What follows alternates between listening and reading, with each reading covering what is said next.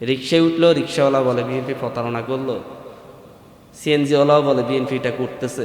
এবং লেটেস্ট গতকালকে দেখলাম যে হচ্ছে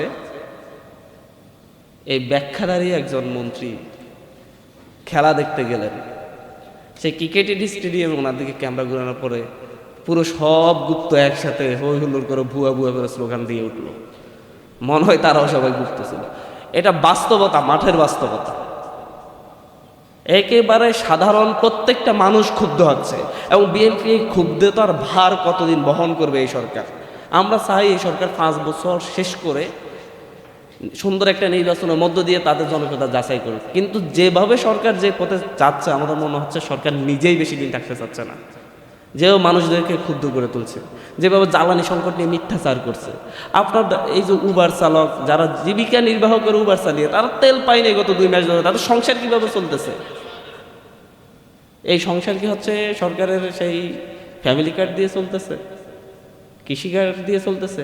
এই টাকাগুলো আপনি যখন একজন মানে মহিলাদের কর্মক্ষেত্র তৈরি না করে নারীদের, আপনি তাদেরকে বসিয়ে বসিয়ে টাকা দেওয়ার ব্যবস্থা করতেছেন, এই টাকাটা কোত্থেকে আসবে? এইভাবে তো ইনফ্লেশন তৈরি হবে, মুদ্রাস্ফীতি তৈরি হবে, এবং পুরো জাতি এটা ভোগ করবে। এই ধরনের অবাস্তব কাল্পনিক কিছু ডিসিশন নিয়ে মূলত দেশের অর্থনীতি, দেশের মানুষের চিন্তা, দেশের মানুষের যে আকাঙ্ক্ষা, সবগুলোকে সরকার গলা টিপে ধরছে।